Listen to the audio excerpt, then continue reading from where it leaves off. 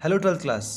Last video में हमने देखा था मीटर बिज क्या होता है, मीटर बिज का इंट्रोडक्शन, मीटर बिज का डिस्क्रिप्शन, इसका प्रिंसिपल और इसका डायग्राम क्या क्या होता है। राइट, आज हम देखेंगे मीटर बिज की वर्किंग, मीटर बिज कैसे काम करता है, प्रैक्टिकली कैसे काम करता है, हम कैसे एक रेसिस्टेंस की वैल्यू, एक अननोन रेसिस्टेंस की value with the help of meter bridge find करते हैं। राइट, तो इसके लिए देखिए, हमको पता है कि मीटर ब्रिज काम करता है व्हीट स्टोन ब्रिज पर। राइट, और जो जैसे कि हमारे पास ये था डायग्राम उस दिन, ये था कौन, व्हीट स्टोन ब्रिज। इसमें हमारे पास चार रेसिस्टेंस हमारे पास थे, R1 R2 R3 R4।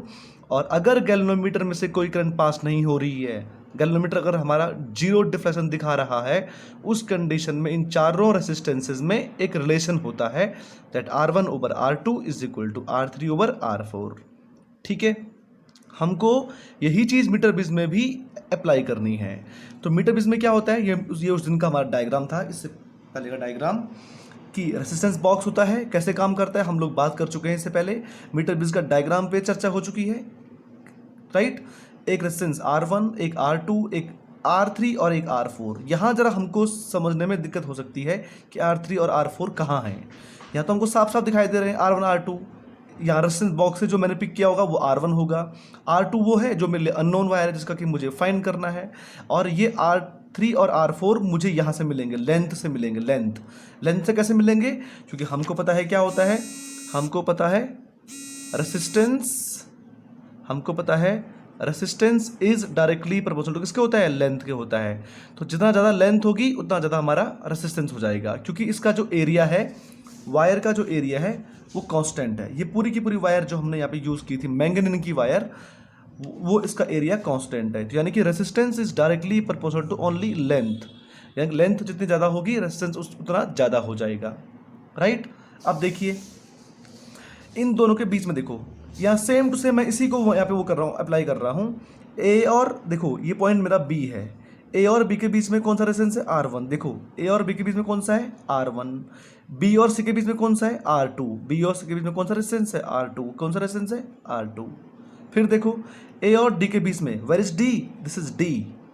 Right, जहाँ पे कि क्या आ रहा है, इसको देखो कैसे काम करता है, इसको चलो पहले इसी को हम लोग एक बार समझते हैं। स्टेप नंबर 1, पहले हमने अपना डायग्राम ऐसे, अपना जो हमारा सेटअप है ये सारा meter bridge, resistance box, unknown wire, battery की, सब हमको पहले अलग अलग दिए होंगे। हमने इन सब को पहले इस तरीके से कनेक्ट करना है। राइट, यहाँ से हमने लगा देनी है बैटरी।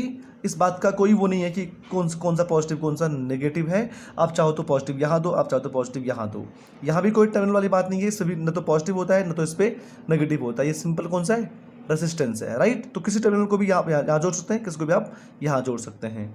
यहाँ पे कौन लगा हुआ है, बीच वाले से हमने लगाना है गैल्वेनोमीटर का एक टर्मिनल, और एक टर्मिनल हमने फ्री छोड़ देना है जिसको कि हमको टच करना है इस वायर पर, मैंगनीज वायर पर, जॉकी इसको बोलेंगे हम लोग। ये स्लाइडर जो होगा ना, जो इसको हम यहाँ पे मूव करवाएंगे। ठीक है, अब देखिए क्या करना है। पहले हमने फर्स्ट स्टेप हमारा क्या है, स्टेप नंबर 1 हमारा होगा, स्टेप नंबर 1 कि टच द जॉकी। जॉकी जो ये गैल्वेनोमीटर का एक एंड तो यहाँ से जुड़ा हुआ है, एक एंड जो फ्री है उसको हमें टच करना है पॉइंट ए पर। टच, देखिए touch the jockey, jockey at point A. कहाँ पर करना है, इस साइड करना है, इस वायर पर, इस साइड को यहाँ पर टच कर देना है हमने, जॉकी को हमने यहाँ लगा देना है। हम क्या देखेंगे, galvanometer shows, galvanometer shows left side deflection.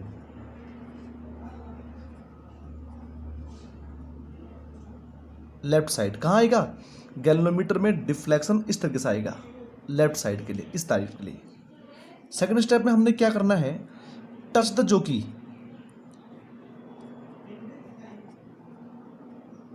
Touch the jockey at point C.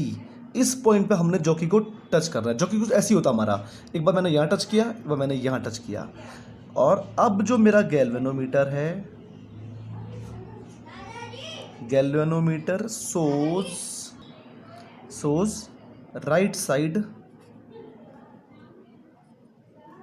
Deflection. कहाँ दिखाएगा? अब ये राइट साइड को दिखाएगा डिफ्लेक्शन इस तरीके से।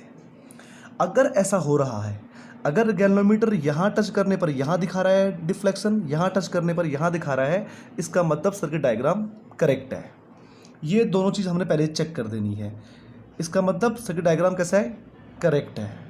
अब थर्ड स्टेप में क्या करना है? देखो एक बात सोचिए, अगर यहाँ टच करने से यहाँ आ रहा है डिफ्लेक्शन, इस तरीके से यहाँ आ रहा है, यहाँ टच करने से अगर यहाँ आ रहा है, तो बीच में कहीं ना कहीं एक ऐसा पॉइंट होगा, जैसे कि अगर बीच में क्या होगा? 0 पे होगा, क्योंकि यहाँ तो इस साइड है, यहाँ इस साइड है, तो बीच में क्या होगा?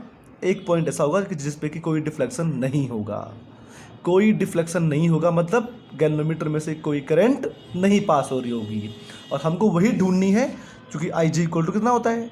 0, तब जाके ये हमारा अप्लाई होता है। अब हमने क्या करना है? Move the jockey, move the jockey on wire and found null point. कौन सा पॉइंट बोला? नल पॉइंट, यानी कि जहां पर नल पॉइंट मतलब गैल्वेनोमीटर सोज 0 डिफ्लेक्शन, जहां पर गैल्वेनोमीटर में कोई डिफ्लेक्शन नहीं आएगा। इस वायर पे हमने ऐसे इसको टच कराना है, ऐसे जॉकी को क्या करना है? टच करना है, और कहाँ देखना है? गैल्वेनोमीटर में देखना है। अगर गैल्वेनोमीटर 0 पे आ गया है तो हमको पॉइंट मिल गया।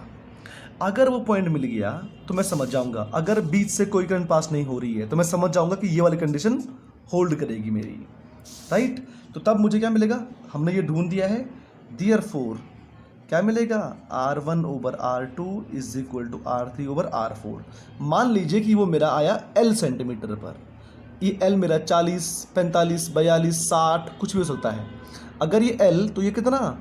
100 माइनस L, क्योंकि ये पूरी कितनी है? Meter bridge, that's why we called it meter bridge, है ना? ये पूरी कितनी है? 1 मीटर की है, 100 सेंटीमीटर की है। तो अगर ये 50 सेंटीमीटर तो ये 50 सेंटीमीटर, अगर ये 40 तो ये 60 है कि नहीं है? इस तरीके से। अब देखो R1 कौन सा है? R1 का रेजिस्टेंस बॉक्स से पिक किया हुआ है, ये मेरे लिए नोन है। R2 मुझे फाइंड करना है, ये तो अननोन वायर है। अब R3 कौन सा है? L सेंटीमीटर, जो कि मुझे दिख रहा है। सेंटीमीटर क्यों? क्योंकि रेसिस्टेंस लेंथ ही तो क्या होती है? रेसिस्टेंस, हाँ ना? क्योंकि एरिया नहीं बदल रहा है, वायर वही की वही है, तो लेंथ पे डिपेंड करेगा। Length is directly proportional to resistance. तो मैं इसको क्या लिखूंगा? R1/R2 is equal to R3 को मैं क्या लिखूंगा? अब L लिखूंगा। R4 को मैं क्या लिखूंगा? अब 100 माइनस L लिखूंगा। क्यों? क्योंकि लेंथ भी तो क्या होती है? रेसिस्टेंस। लेंथ से लेंथ कट जाएगा तो हमारे सिंपल आ जाएगी वैल्यू। और अब ये मुझे क्या मिल जाएगा? R2 मुझे निकालना है, R2 मुझे फाइंड करना है, R2 ही तो वो करना है, निकालना है ना। R2 इज इक्वल टू क्या मिलेगा? 100 minus L divide by L देखो ये यहाँ गया मल्टीप्लाइड बाई R1। तो इस तरीके से हम वैल्यू फाइंड कर सकते हैं किसकी? रेसिस्टेंस की।